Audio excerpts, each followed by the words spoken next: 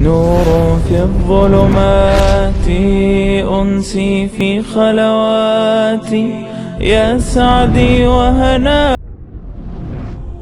همانا کسانی که در ازای بهای ناچیزی آنچه را که الله از کتاب آسمانی نازل کرده پنهان می‌دارند جز آتش چیزی نمی‌خورند و الله در روز قیامت با آنان سخن نمی‌گوید و آنان را پاکیزه نمی‌گرداند و برای آنها عذابی دردناک است.